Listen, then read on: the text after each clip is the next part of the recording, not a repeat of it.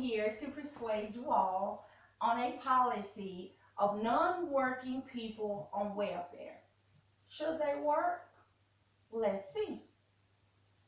Imagine being told, we're sorry, but your job has ended. Or maybe, I'm sorry, but there's nothing else we can do about your health. I'm pretty sure that those are lots of words that Mississippians have heard at least, or know someone that has heard it at least once in their lifetime. Next, imagine, how would you feed your family? Afford health insurance? Or better yet, shelter your family? Would welfare be an option if it is readily available to you and your family? While doing research, I talked with Lakeisha Myers, a local DHS counselor in Brookhaven, Mississippi. She observed that an average of 25 people that are on welfare is not of the working class, leaving 20 people, 20% of people has at least one income, that another 10% has two or more incomes while on welfare, leaving a 45% not on welfare at all. That may not seem like a lot, but that is a quarter of Mississippi population that is not paying taxes each year and rely on the welfare system. Usually when people get on welfare, it's for a short period of time until they can do better. Then they are the ones that have became completely compliant with the free help, so that when they start abusing the system, it leaves others to suffer. Think about it. If you were granted hundreds of dollars for free food, free shelter, free health care, free daycare expenses, etc., it would be like hitting the lottery.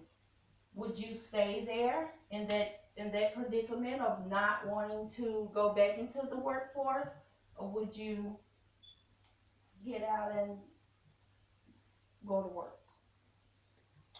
After this speech, I hope that you all will gain a clear understanding about the importance of why welfare recipients should work, and also to help understand the importance of what it is doing to the state of Mississippi because of fraudulent and dishonest people who are doing what they are doing to cheat the system. I now explain the many assistance programs and what they are used for. There are several types of government assistance programs that are available today for Mississippians. There's SNAP, food assistance, Medicaid, health assistance, Section 8 are public housing authorities, housing assistance. They are all part of the government assistance program. Each of these programs are funded by the state through the citizens of Mississippi and their taxes. Being that those welfare programs must continue to obtain monies from the state citizens, if more people are receiving welfare whom is not working than those who are working, we have to pay more taxes. In accordance to the Mississippi Center of Public Policies, after 3 months, these adults have to find work, volunteer, or obtain training in order to remain on welfare. Almost two-thirds obtained employment within a year, meaning finding permanent, well-paying jobs in a variety of industries. Others qualify of life measures like marriages rates also increased. Mississippi has been pushing for the law of welfare recipients to be working since 2015. I will now explain how fraudulent activities can do more harm than help. Welfare abuse or fraud has become a very popular situation that is happening more frequent now than it did years ago. In this era, younger, healthier individuals are receiving more assistance than it was when the system was created some years after. According to Welfare Info, the U.S. welfare system was created to help Americans in need. But welfare abuse has become a serious issue that has caused strict regulations of welfare services on who is eligible and how welfare should be used. This country has really spoiled a lot of people by allowing them to go years on assistance without requiring them to work. Now let's talk about government officials and what they would do if individuals would go to work. After seeing so many able-bodied individuals who does not work just because it allows them to get the maximum benefit from these government assisted programs, it is really crippling the system. Even if they were to be required to be enrolled into a trade program, it would give hopeful motivation that one would obtain a good job that would get them off of assistance. I feel that it should be beneficial if they were required to work a certain number of hours.